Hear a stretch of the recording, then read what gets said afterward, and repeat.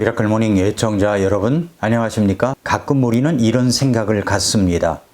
말씀을 듣고 나서 말씀대로 순종하며 살려고 노력을 많이 했습니다. 그런데 왜 모든 것이 나아지는 것이 아니라 삶이 더 빡빡해지는 걸까요? 여러분도 이런 생각 해보셨습니까?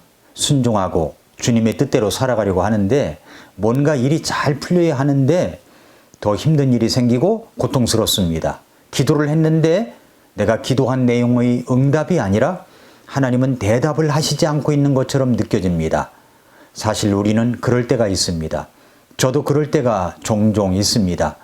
그런데 충격 아닌 충격인 것은 이러한 것들이 흔한 경험이라는 사실입니다. 기도를 하게 되면 기도를 하기 전보다 더 어려움으로 갈 때도 있습니다. 아니, 구하라 그러면 주신다고 했는데, 찾으면 찾아진다고 했는데, 두드리면 열린다고 했는데 조용하기만 합니다. 무엇이 문제일까요? 오늘 말씀 끝까지 들어보시기 바랍니다. 이런 일상이 계속되다 보면 깨닫는 것이 있습니다.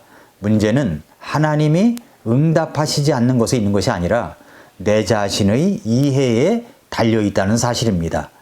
하나님을 이해하고 말씀을 이해할 줄 알아야 됩니다. 이런 예가 도움이 될 것 같습니다. 모세의 이야기입니다. 하나님은 양을 치고 있던 모세를 불타는 떨기나무를 통해 그를 부르셨습니다. 모세는 무언가 자신의 백성들을 위하여 하려고 했던 그때로부터 40년이 지나 이제 노인에 불과한 모습이었지만 다시 자신을 부르시는 하나님 앞에 차마 주여 내가 여기 있사오니 나를 보내소서라고 감히 말하지를 못하고 주저했습니다. 그러나 하나님은 그를 여러 가지 기적을 보이시면서까지 설득하시고 또 설득하셨습니다. 그는 자기 나이 80세에 자신을 부르시는 하나님의 음성에 결국은 순종했습니다. 그리고 이제 이집트로 갑니다. 거기서 그는 파라오에게 이 하나님의 말씀을 전합니다. 하나님의 말씀은 확고했습니다. 출애굽기 5장 1절에 보니까 그 뒤에 모세와 아론이 들어가 파라오에게 고하되 주 이스라엘의 하나님께서 이같이 말씀하시기를 내 백성을 가게 하여 그들이 광야에서 나를 위해 명절을 지키게 하라 하시나이다 하니라고 했습니다. 하나님은 이스라엘 백성들을 향한 원대한 계획 아래 그들을 출애굽시키기 원하셨습니다. 그러나 하나님의 그런 확고한 말씀에도 불구하고 파라오는 완악하여 그 말을 듣지 않았습니다. 출애굽기 5장 2절 말씀해 보니까 파라오가 이르되 주가 누구이기에 내가 그의 음성에 순종하여 이스라엘을 가게 해야 하겠느냐? 나는 주를 알지 못하며 이스라엘도 가게 하지 아니하리라 하매라고 했습니다. 모세가 기대했던 대답이 아니었습니다. 파라오의 마음은 굳어진 완악한 모습이었습니다. 그래서 파라오는 이스라엘 민족이 한가해서 그런 생각을 하나 하여 일감을 더 많이 주어서 그들이 받는 고통을 가중시켰습니다. 출애굽기 5장 4절부터 9절 말씀에 보면 한번 잘 들어보시기 바랍니다. 이집트 왕이 그들에게 이르되 모세와 아론아 너희가 어찌하여 백성이 그들의 일을 하지 못하게 하느냐? 가서 너희 짐이나 지라 하고 또 파라오가 이르되 보라 이제 이 땅에 백성이 많은데 너희가 그들의 짐에서 벗어나게 하여 쉬게 하는도다 하니라. 파라오가 바로 그날 백성의 작업 감독들과 그들의 직무 수행자들에게 명령하여 이르되 너희는 이전과 같이 벽돌을 만드는데 필요한 집을 백성에게 더 이상 주지 말고 그들이 가서 스스로 집을 거두게 하며 또 그들이 지금까지 만든 벽돌의 수요대로 그들에게 부과하고 거기서 조금도 줄이지 말라. 그들이 게으름으로 소리질러 이르기를 우리가 가서 우리 하나님께 희생물을 드리자 하니 그 사람들에게 더 많은 일을 주어 그들이 그 일로 수고하게 하고 헛된 말에 주의를 기울이지 못하게 할지니라 하였더라 라고 했습니다. 자, 생각해 보십시오. 광야 사막에 고하던 모세를 하나님은 부르셨습니다. 아론도 옆에 붙여주었습니다. 하나님의 지팡이도 주셨습니다. 하나님의 원대한 계획을 가지고 계셨습니다. 모세는 그런 하나님의 명령을 받들어 파라오에게 가서 전한 것입니다. 하나님의 약속은 확실했습니다. 그러나 그것이 금방 이루어졌습니까? 아닙니다. 이루어지는 것은 쉽지 않았습니다. 확고한 하나님의 약속과 쉽게 응답이 되지 않는 모습들, 아마 우리는 이런 비슷한 것들을 모두 경험하였을지 모릅니다. 모세처럼 말입니다. 주님의 뜻대로, 주님의 말씀대로 순종을 하였는데도 불구하고 뜻대로 잘 풀리지 않을 때 말입니다. 순종을 했는데 더 고난이 옵니다. 고통이 옵니다. 뭔가 꽉꽉 막히는 일들이 일어납니다. 그럴 때 어떤 생각이 일어납니까? 원망이 찾아오죠. 실망이 찾아오죠. 이스라엘 백성들이 그랬습니다.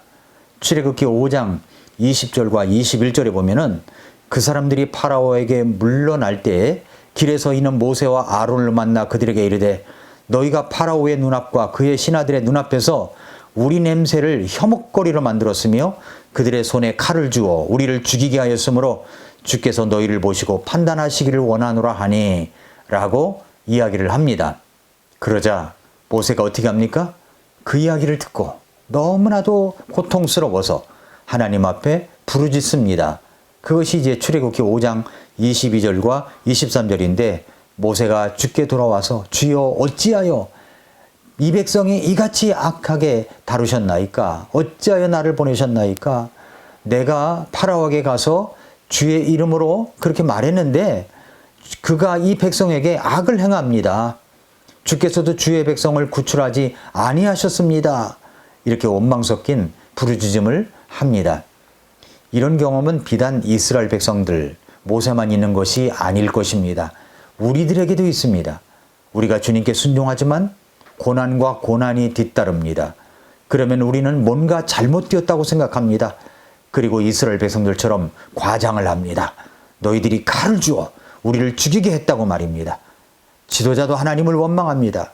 주님의 이름으로 주님의 뜻대로 하는데 왜 이런 고통이 있느냐고 말합니다. 그러나 오늘 말씀을 끝까지 읽어보면 당장에 그런 원망과 불평이 나올 것은 아니었다는 것을 발견하지 않습니까? 출애굽기 5장만 읽고 하나님을 원망하는 것이 아니라 출애굽기 40장까지 읽어야 5장에 비추어진 하나님의 뜻을 이해할 수가 있습니다. 다시 말해서 하나님은 큰 그림을 그리고 일하고 계시구나 라고 하는 것을 깨닫게 되는 것입니다. 결국 하나님께서는 이스라엘 백성들을 출애굽시키실 것입니다. 그런데 큰 그림을 볼 줄 모릅니다. 그래서 원망합니다. 불평합니다. 더 큰 그림을 이야기해 볼까요? 하나님은 이스라엘 백성들을 출애굽시켜서 가나안 땅으로 인도하시는 것만이 목적이 아니었습니다.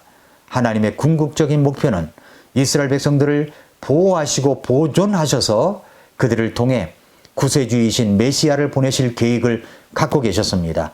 예수 그리스도가 오실 유대인 국가를 이끌어내시는 것이 하나님의 원대한 큰 그림이었습니다. 우리들 인생 속에서 하나님의 뜻대로 살아가는데 하나님께 헌신하고 드리고 봉사를 하는데 왜 기도하는 것들이 다 응답되지 않고 어떤 때는 고통이 더 가중되는 것일까요? 여기에 우선되어야 할 것은 하나님은 결코 우리를 버리시지도 외면하시지도 않는다는 것입니다. 하나님의 큰 그림이 있기 때문이라는 것을 믿으시기 바랍니다. 출애굽기 5장만 보고 출애굽기 결론을 내릴 수 없습니다.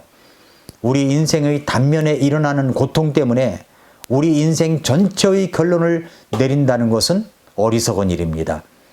그래서 하나님은 우리에게 하나님의 큰 그림을 이해하고 하나님을 믿고 인내하라는 말씀을 곳곳에 주셨습니다. 잠언 3장 5절과 6절에 보니까 네 마음을 다하여 주를 신뢰하고 너 자신의 명철을 의지하지 말라. 네 모든 길에서 그분을 인정하라. 그러면 그분께서 네 행로들을 지도하시리라. 그렇습니다. 마음을 다하여 주님을 신뢰하십시오. 우리가 갖고 있는 명철을 의지하지 마십시오. 그거 별거 믿을 게 안 됩니다. 주님을 주님으로, 하나님을 하나님으로 인정하십시오. 하나님은 나의 행로들을 지도하실 것입니다. 민수기 23장 19절에서는 하나님은 사람이 아니시니 거짓말하지 아니하시고 사람의 아들이 아니시니 뜻을 돌이키지 아니하시는도다. 그분께서 말씀하셨으니 그것을 행하지 아니하시리요? 그분께서 이르셨으니 그것을 실행하지 아니하시리요? 라고 말씀했습니다. 그렇습니다. 하나님은 사람이 아니십니다. 인생이 아니십니다. 그래서 말한 것을 바꾸지 않으십니다. 로마서 8장 28절 말씀에 우리가 아는 바와 같이 하나님을 사랑하는 자들 곧 그분의 목적에 따라 부르심을 받은 자들에게는 모든 것이 합력하여 선을 이루시느니라 라고 말씀했습니다. 그렇습니다. 하나님은 큰 그림을 가지고 우리를 대하십니다. 우리는 하나님의 아들 예수님의 핏값으로 사심받은 사람들이기 때문입니다. 그래서 우리를 도우십니다. 우리를 하나님의 큰 그림 속에서 그 뜻을 이루시는 일에 우리를 등장시키십니다. 앞길이 꽉꽉 막히는 순간에도 하나님의 큰 그림 속에 내가 있다는 것을 잊지 마십시오. 우리는 주님의 목적에 따라 부르심을 받은 사람입니다.